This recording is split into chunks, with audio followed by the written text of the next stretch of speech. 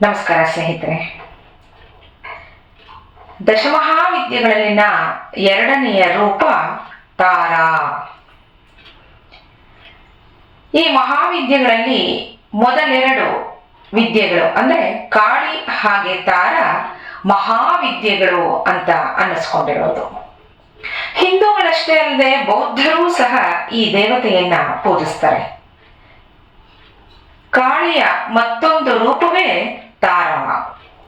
ಅದಕ್ಕೆ ಇವೆರಡನ್ನೂ ಮಹಾವಿದ್ಯೆಗಳು ಅಂತ ಹೇಳೋದು. ತಾರಾ ಅಂದ್ರೆ ಉದ್ಧರಿಸೋಳು, ಕಾಪಾಡೋಳು, ದಾಟಿಸೋಳು ಅನ್ನೋ ಅರ್ಥಗಳನ್ನ ಕೊಡುತ್ತೆ. ನಾವು ದಾರಿ ಕಾಣದೆ ಚಿಂತಾಕ್ರಾಂತರಾಗಿ ನಿಂತಾಗ ನಮ್ಮ ನೆರವಿಗೆ ಬರೋಳೆ ಈ ತಾರಾ. ಅದಕ್ಕೆ ಸ್ನೇಹಿತರೆ, ಸಾಮಾನ್ಯ ಈ ಶ್ರೀವಿದ್ಯಾ ಉಪಾಸನೆ ಮಾಡೋರು, ದಶಮಹಾವಿದ್ಯೆಗಳನ್ನ ಉಪಾಸನೆ ಮಾಡೋರು ಯಾರಿರ್ತಾರೆ, ಅವರು ಏನೋ ಅವರ ಹೋಗೋ ದಾರಿಲಿ ಯಾವುದೋ ಒಂದು ತೊಡಕಾದ್ರೆ ಅಥವಾ ಸಮಯ ತುಂಬಾ ವೇಳೆಯಲ್ಲಿ ಅಂದ್ರೆ ರಾತ್ರಿ ವೇಳೆಯಲ್ಲಿ ಅವರು ಎಲ್ಲಿಂದ ಒಂದ್ ಕಡೆಯಿಂದ ಇನ್ನೊಂದ್ ಕಡೆಗೆ ಹೋಗುವಾಗ ಎಲ್ಲ ಈ ತಾರಾ ಪ್ರಾರ್ಥನೆಯನ್ನ ಮಾಡ್ತಾರೆ. ಯಾವ ಸಂಕಷ್ಟ ಬರುತ್ತೋ ಅದನ್ನೆಲ್ಲ ನಿವಾರಣೆ ಮಾಡೋಳು ಈಕೆಯೇ. ಅದಕ್ಕೆ ನಾವು ದಾರಿ ಕಾಣದೆ ಚಿಂತಾಕ್ರಾಂತರಾಗಿ ನಿಂತಾಗ ನೆರವಿಗೆ ಬರೋದು ಈ ತಾರ. ಹಾಗೆಯೇ ನಮ್ಮ ಅಧ್ಯಾತ್ಮ ದಾರಿ ಏನಿರುತ್ತೋ ಅದರಲ್ಲಿ ನಮಗೆ ಸಂಕಷ್ಟ ಬಂದ್ರೆ, ಸಂಕಷ್ಟಗಳು ಅಂದ್ರೆ ಮೊದಲನೆಯ ಸಂಕಷ್ಟ ಅಧ್ಯಾತ್ಮ ದಾರಿಯಲ್ಲಿ ಬರುವಂಥದ್ದೇ ಏಕಾಗ್ರತೆ ಇಲ್ಲದೆ ಇರೋದು. ಆ ಏಕಾಗ್ರತೆಯನ್ನ ಈಕೆ ಕರುಣಿಸ್ತಾ ಹೋಗ್ತಾಳೆ. ಯಾಕೆಂದ್ರೆ ಆ ಅಧ್ಯಾತ್ಮ ದಾರಿ ಸುಗಮವಾಗಿ ನಡೀಲಿ ಅಂತ ಈಕೆ ಆ ಕೆಲಸವನ್ನ ಮಾಡ್ತಾಳೆ. ಇವಳು ಪ್ರಣವ ಸ್ವರೂಪಿಣಿಯಾಗಿದ್ದು ತಾರಕ ಅಂತನೂ ಕರೆಯಲ್ಪಡ್ತಾಳೆ.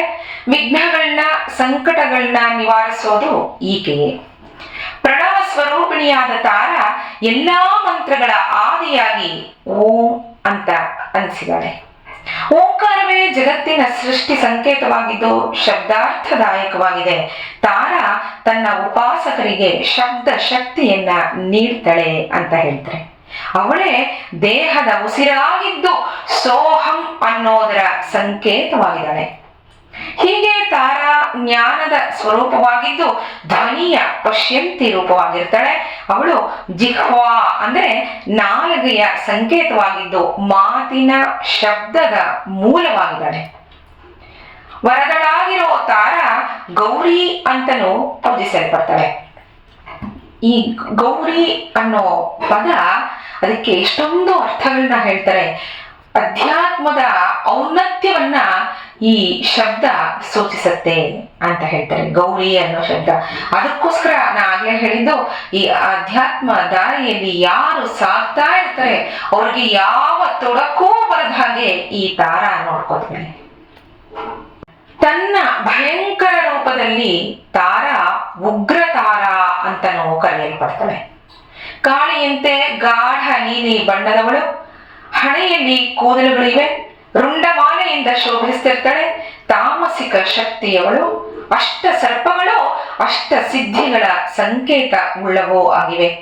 ಕತ್ತರಿ ಖಡ್ಗ ಆಯುಧವುಳ್ಳವಳು, 4 ಹಸ್ತಗಳುಳ್ಳವಳು ಆಗಿದ್ದಾಳೆ. ಇವಳ ಉಪಾಸನೆಗೆ ಪ್ರಣವ ಬೀಜವೇ ಬಹುಮುಖ್ಯ. ಯಾಕೆಂದ್ರೆ ಪ್ರಣವವೇ ಆ ಸೋಹಂ ಅನ್ನೋದನ್ನ ಕೊಡ್ತಾ ಹೋಗೋದು ಶರೀರದಲ್ಲಿ. ಹಾಗಾಗಿ ಈ ಪ್ರಣವ ಬೀಜದಿಂದಲೇ ಇವಳ ಉಪಾಸನೆ ಮಾಡೋದು. ಮಹರ್ಷಿ ವಸಿಷ್ಠರು ಈ ಮಹಾತಾರ ಉಪಾಸಕರು. ಮೊಟ್ಟ ಮೊದಲಿಗೆ ವಸಿಷ್ಠರೇ ತಾರಾ ಉಪಾಸನೆಯನ್ನ ಮಾಡಿದ್ದು ಅಂತ ಹೇಳ್ತಾರೆ.